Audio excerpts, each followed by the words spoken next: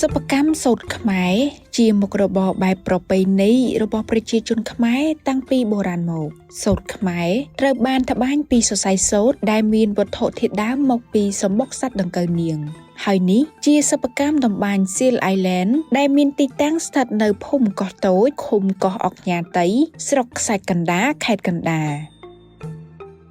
ស្លឹកមនជាអាហារដ៏សំខាន់សម្រាប់សត្វដង្កូវនាងបាទតាមអ្នកស្រីឆនស្រីភ័ក្រជាអ្នកចិញ្ចឹមសត្វដង្កូវនាងបានរៀបរាប់ពីដំណាក់កាលនៃការចិញ្ចឹមដង្កូវនាងថាដែលមេអំបៅមានញីមានឈ្មោះនេះមេអំបៅញីឈ្មោះគាត់មាននៅមួយគ្នា8ម៉ោងល្ងាចឡើងក៏ពួកខ្ញុំផ្ដាច់ដែលដាក់ញីផ្សេងអាឈ្មោះផ្សេងដើម្បីឲ្យវាពងចាហើយយើងដាក់ផ្សេងហើយ10ថ្ងៃក្រោយជាដង្កូវដែលពងដង្កូវនាងហ្នឹងគឺវាញាស់ជាកូនដង្កូវប៉ុន្តែមេអំបៅដង្កូវនាងនេះគឺអត់ចេះហើទេស្លាប់វាតូចខ្លួនវាធំចាតនកាគឺមេអំបៅមួយគឺឈ្មោះបានតែ3ថ្ងៃស្លាប់នៅធម្មជាតិចាមញីក៏បាន5ថ្ងៃដែរគ្រាន់តែថាពងនេះ10ថ្ងៃក្រោយញាស់ជាកូនដង្កូវញាស់ជាកូនដង្កូវគ្រាន់ថាកូនដង្កូវយើងពេលញាស់ដំបូងអញ្ចឹងយើងត្រូវការហាន់ស្លឹកមននេះដើម្បីយើងរកយកខ្ចីដាក់ពេលព្រឹកម៉ោង7ម្ដងចាមួយថ្ងៃត្រង់ម៉ោង2 10ម្ដងទៀតដល់ទៅពេលល្ងាចម៉ោង4គឺម្ដងទៀតដាក់មួយថ្ងៃគឺ3ដងគ្រាន់តែថាដោយថាដង្កូវនាងពេលញាស់ដំបូងអញ្ចឹងវាតូចហើយថ្មីគាត់ក៏តូចដែរពេលញាស់ដំបូងអញ្ចឹងដូចដង្កូវទឹកយើងអញ្ចឹងចាអ្នកស្រីស្រីភ័ក្រក៏បានបញ្យល់ពីរបៀបយកសរសៃសូត្រចេញពីសំបុកដង្កូវនាងថាជារៀងរាល់ថ្ងៃអ្នកស្រីអង្គុយរវៃសរសៃសូត្រប្រមាណ4ម៉ោងក្នុងមួយថ្ងៃនិងត្រូវនៅក្បែររងើកភ្លើងទម្រាំបានសរសៃសូត្រទៅឲ្យគេតម្បាញសំបុកដង្កូវនាងបើយើងដាក់ភ្លើងខ្លាំងក៏អត់បានដាក់ភ្លើងតិចពេកក៏អត់ស្រួលដែរវាអត់តន់ចាញ់ចាដាក់ដូចកន្លះម៉ោងឬមួយកន្លះម៉ោងជាងអីតិចតួចទៅហើយគ្រាន់តែថាសំបុកដង្កូវនាងដូចខ្មែរយើងអញ្ចឹងគឺសំបុកមួយគឺនិយាយអញ្ចឹងបាន350ឬមួយក៏300អញ្ចឹងតាមទីសុខភាពដង្កូវដែរហើយនេះជាអ្នកត្បាញក្រមាគឺអ្នកស្រីគង់សុកលីជារៀងរាល់ថ្ងៃដើម្បីបានក្រមាមួយអ្នកស្រីសុកលីត្រូវចំណាយពេលត្បាញចំនួន2ថ្ងៃក្នុងមួយខែអ្នកស្រីសុកលីអាចត្បាញក្រមាបានចំនួន20ក្រមានិងអាចរកចំណូលបានចន្លោះពី200ទៅ$250ក្នុងមួយខែបើសម្រាប់បងបាន200ជាងបើសិនយើងបើខែខ្លះបានដល់250យ៉ាងទៅអានោះយើងប្រឹងតែសំខាន់គឺមេឃអត់ភ្លៀងណា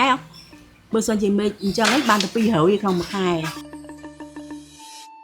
នៅមិនឆ្ងាយពីគ្នាប៉ុន្មានអ្នកស្រីសានស៊ីថាគឺជាអ្នកតម្បាញផាមួងមួយរូបអ្នកស្រីសានស៊ីថាបញ្យល់ពីរបៀបត្បាញដូចនេះថា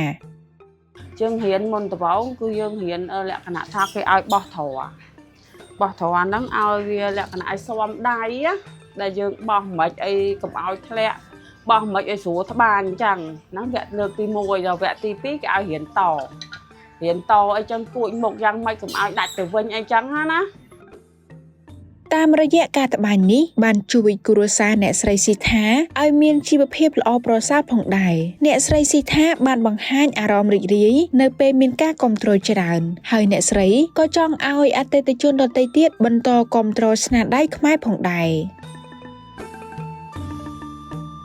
កញ្ញាថុលថានីជាអ្នកលក់ផលិតផលតម្បាញបានប្រាប់ថាផលិតផលដែលបានត្បាញរួចត្រូវបានដាក់លក់នៅក្នុងសិប្បកម្មតម្បាញ Seal Island នេះ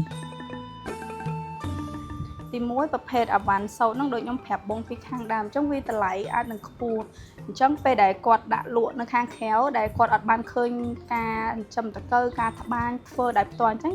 តម្លៃហ្នឹងអាចនឹងខ្ពស់សម្រាប់គាត់បើគាត់មកដល់ទីនេះគាត់បានឃើញការធ្វើទាំងអស់បែបយ៉ាងអញ្ចឹងតម្លៃប៉ុណ្ណឹងសម្រាប់គាត់គិតថា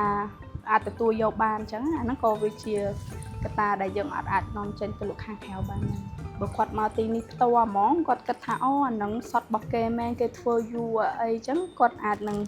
ចំណាយតម្លៃប៉ុណ្ណឹងបានតែបើថាដាក់ទៅខាងក្រៅគាត់អត់ទាន់ដឹងថាវាធ្វើពិបាកបែបម៉េចអាហ្នឹងវាអាចនឹងថ្លៃសម្រាប់គាត់និយាយរួមទៅប្រភេទតម្លៃវាមានធូរថ្លៃទៅតាមប្រភេទអវ៉ាន់ដែរវាមាន$10 15 20តែបើប្រភេទសូត្រសុទ្ធហ្មងគឺថ្លៃមាន$70 $100ទៅតាមម៉ូដនិងទំហំមកបង